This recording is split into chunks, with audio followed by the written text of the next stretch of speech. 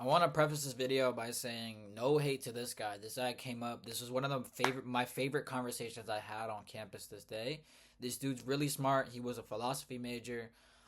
We ended up having a conversation specifically about causal obligation, on the foster care system, etc. So this is actually one of my favorite conversations. No hate to this guy whatsoever. This dude came up here. He was willing to talk. He was willing to have conversations. That's all I ask for from the people that are passing by. So that's the context of the video. I'm about to play the video right now. I appreciate y'all. God bless, man. May the name of the Father, Son, and the Holy Spirit, man. God bless. And if this thing is caused is morally valuable, then we have an obligation to sustain its life to Okay. a certain point. That's my argument. Right. Do you argue the same for? Is this only for human species, or It would be for something that's morally valuable. Anything that's morally valuable. what is your definition of morally valuable?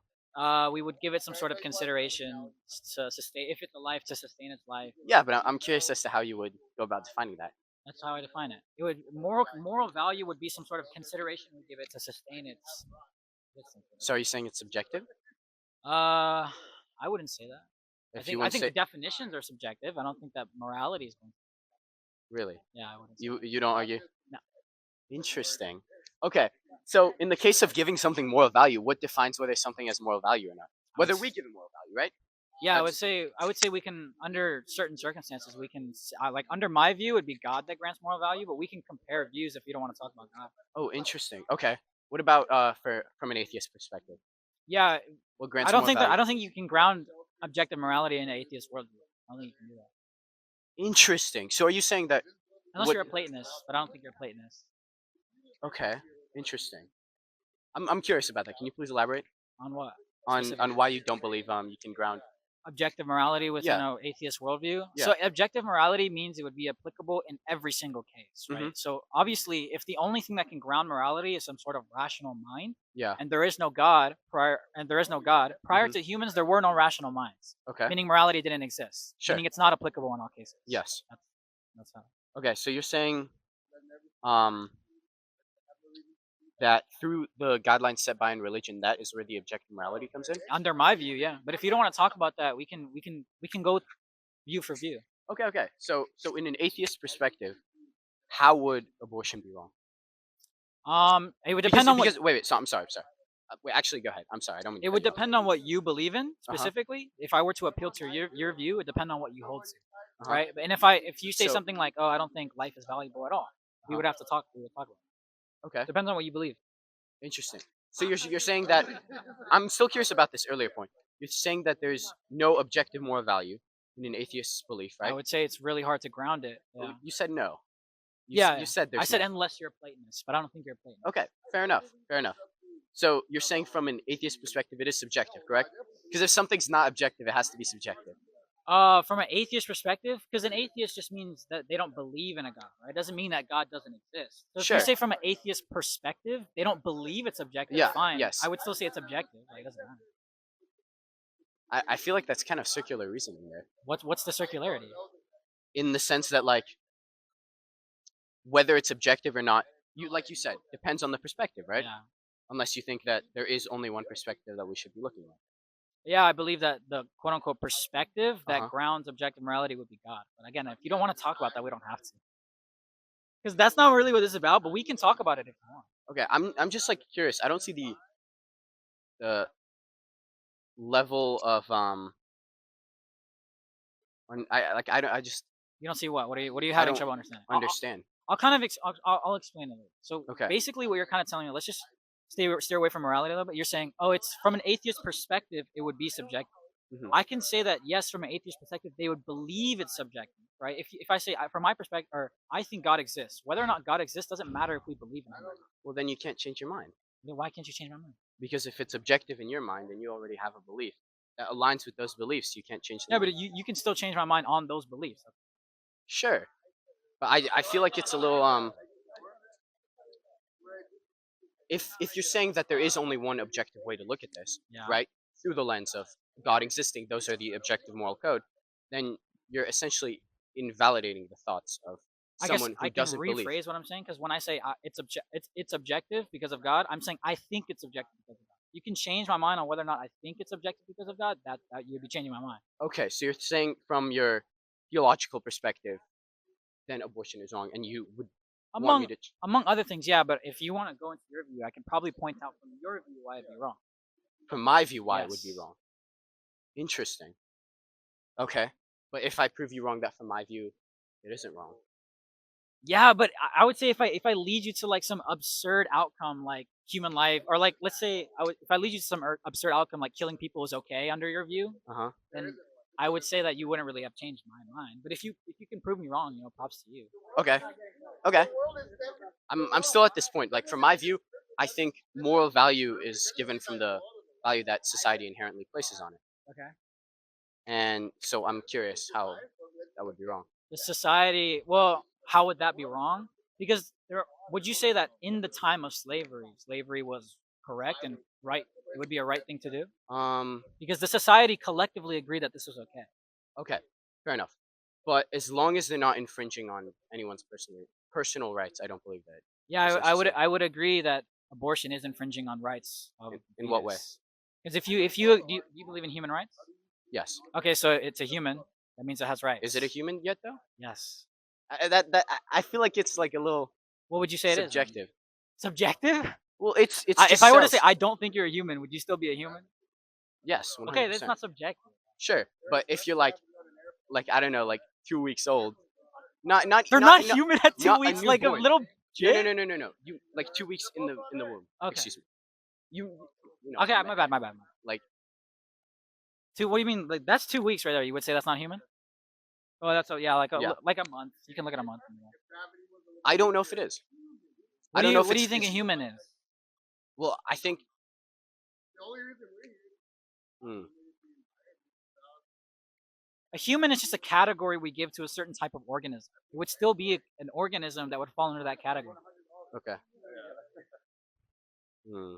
It would still be human. I don't understand I don't understand how you think like two humans can come together and then reproduce something that's not human. I don't know how that's even possible. Okay. My thought here, right, is let's set aside this perspective for a second, Okay. right? If you are not ready to have a baby and you made a mistake, Okay. would it be morally better in order to bring it into the world? That's the question. Yeah, it would. You would have. I would say if you made a mistake, like if you decided to like have sex like consensually, Yes. then yeah, you would bring it into the world. What if you were raped then? I would still say you should bring it. You ought to bring it into the world because in a utilitarian standpoint, you know what that is? Yes. From a utilitarian standpoint, there is no utility in killing this life, or there's not a justification to kill it. Well, that's not true.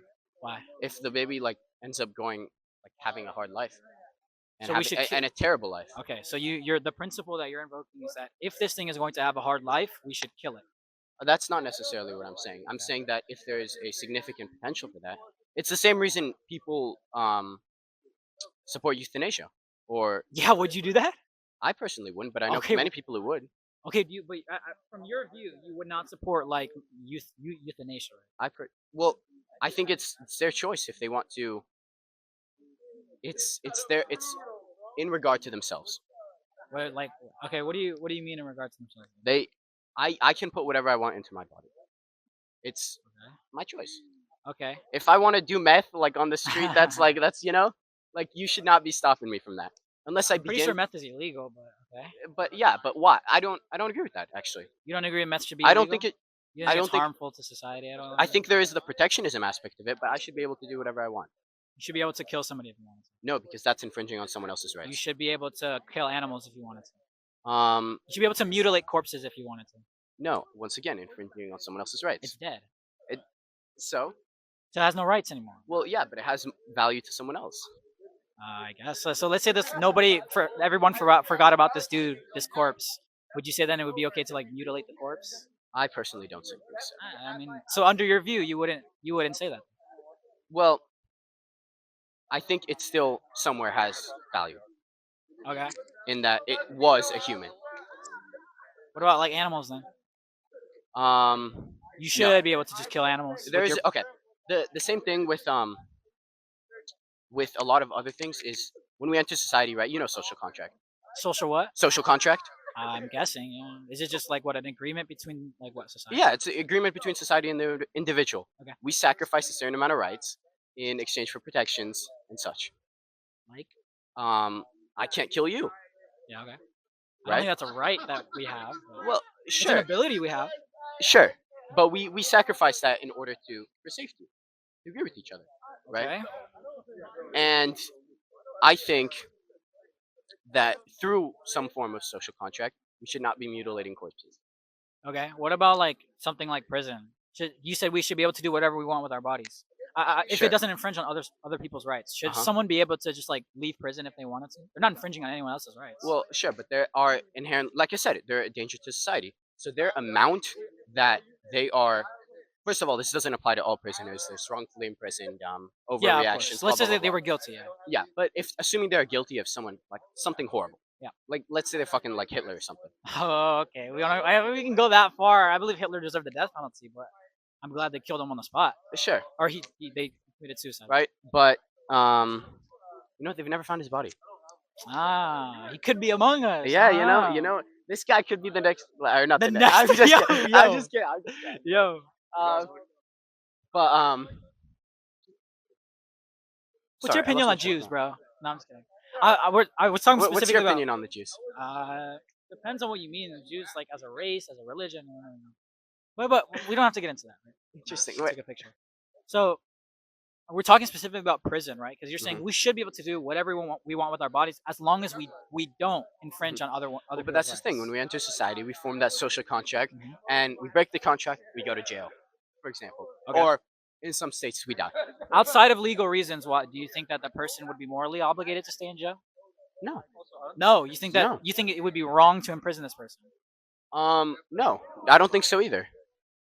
So how can you say they're morally obligated, but they would be wrong? The individual is not obligated to. Huh? I mean, the individual is not obligated to. The individual's not obligated to. Under whatever his weird moral code is, he's not obligated to. I don't know, bro. I would say that if an individual committed something that we would consider wrong, and then are quote unquote like a danger to society, If you they shot would someone, be obligated would you turn yourself in? I wouldn't, but I'd be morally obligated to. Okay. Right? We would agree to that, right? Well, It would be the right thing to do to turn yourself in. sure. Okay, Yes. so then you would agree there's a moral obligation. Okay. Yes. That's what I'm saying. So if you have a moral obligation to do something because you caused this action that was quote unquote wrong, then you should be obligated to whatever the consequences. Yeah. As insofar as that consequence is morally valuable. Okay, but what about obligating someone else to those consequences? And if you could save that person from those consequences, would that be more morally fair? No. Why not? If you can break someone out of prison and then save them from the consequence because they did something wrong, I would say that's still wrong. Sure, but no, it's the other way around. Where you made a mistake. Yep. You injured someone. Okay. And then you could save them from those consequences. Would that be morally wrong? If you could somehow fix them. Okay, sure, yeah. I would say it would be wrong to like leave, like if there was a consequence that I caused. I have the did emotional, something- let's say, okay, I shoot you. I Okay. have the money to pay for your stuff, right? Yes. And I have like some sort of, in some way, a moral obligation to help you. Yes. Right? Yeah, right. So would it be wrong for me to help you there? It would be you would have a moral obligation to help me. Even okay, let's say you're like, I don't know, my husband or whatever, right? I shoot you for whatever reason. Okay. Weird, I know. I'm just But kidding. I shoot you. It causes me pain, right? If I'm a normal breathing human being, right? Okay. It's not going to make me happy. Let's hope, right? And so in that way, if I can save you from that pain, I would want to. Yeah, you have a moral obligation. Sure. Right. Exactly. Why do you have a moral obligation? Because you caused it, right? Yeah. It's the same thing with pregnancy. If somebody has sex, they caused this life to be reliant on them. So they're morally obligated to it. Yes. Insofar as this thing is morally valuable. But that's what I'm saying. If you could save them from essentially that hurt and that, like, if they are going to be born into a terrible situation where it will likely cause them nothing but pain, I don't see the logic. I feel So let's say the person that got shot is never going to walk again. You shot them in the spine. Then you no longer have a moral obligation to them? That's not what I said. Well, because this person's going to have a bad life. They're never going to walk again. They're going to be disabled. That's not what I... So yeah, but then you're... So just let them die.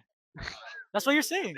That's not what I'm saying. Well, in the case of pregnancy, that's what you're saying. If it's going to have a bad life, the potential to have a bad life means we can... I think you should terminate leave... I think you should give the person the choice, right? But in this case, you can't. So you and should be able to as the choose guardian... whether or not to save the person who shot them. No, I think you should let them choose, right? The person who got shot in the spine? What if they can't?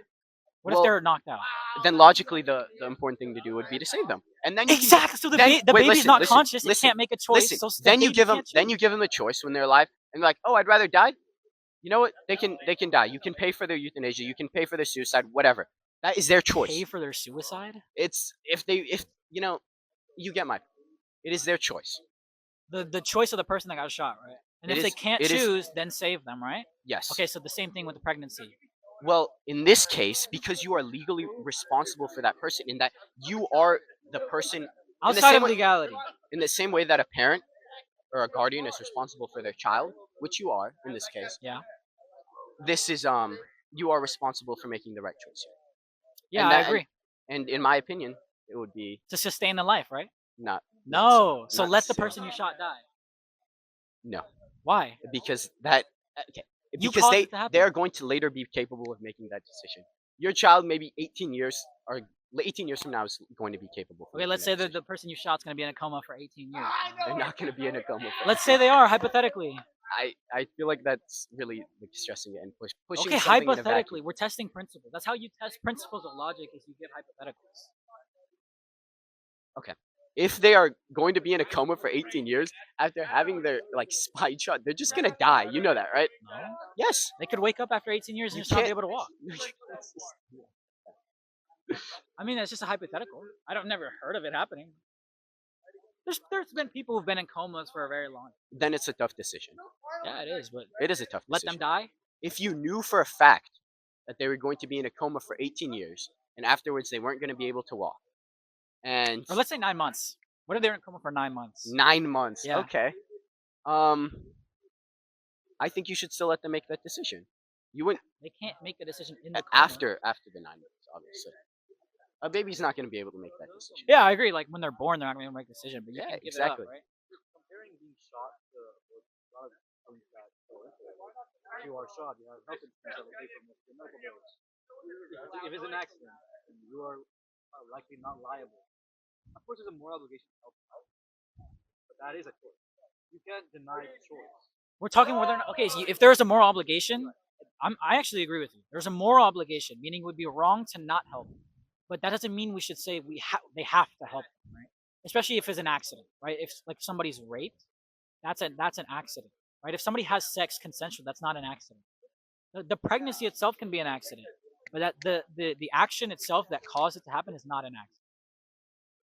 Wait, I'm sorry. I think I must have misunderstood. So you're saying they don't have to, but they have a moral obligation In cases to? of rape, where they didn't cause this life to be reliant on them, they were raped. Uh-huh. I would say legally we shouldn't force women to have to carry this child to term because there's no causal obligation there. However, Yeah. it would be wrong to do so because from a utilitarian standpoint, there's no utility in killing this baby.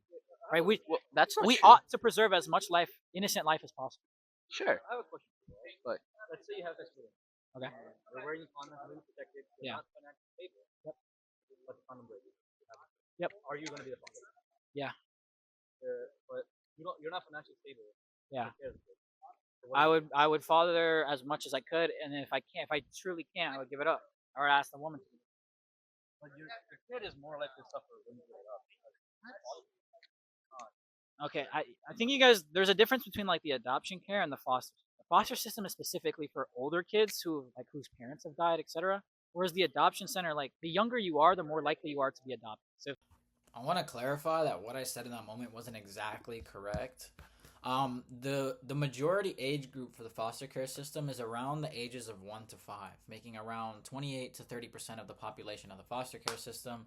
However, these kids get adopted majority of the time. However, the second biggest age group is actually children between the ages of 11 and 15. So that makes up around 24 to 28% of the children that are in foster care. The kids that are from 11 to 15 years old.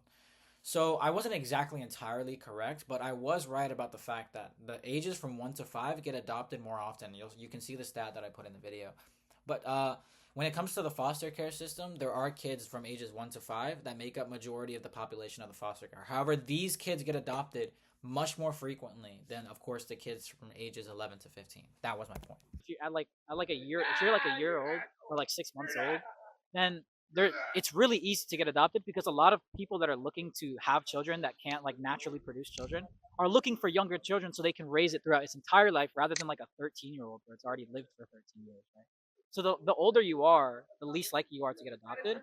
So when it comes to like cases where you give up the child at like 6 months, they're pretty likely to get adopted. Like 33 to like 1 for kids under like 3 years old. Philosophy major. No, fair enough. Yeah, no, I guess I can change your mind. I appreciate you coming up. These are the conversations I enjoy, man. What's your name? I'm Nash. Nice to meet you. Thank you guys.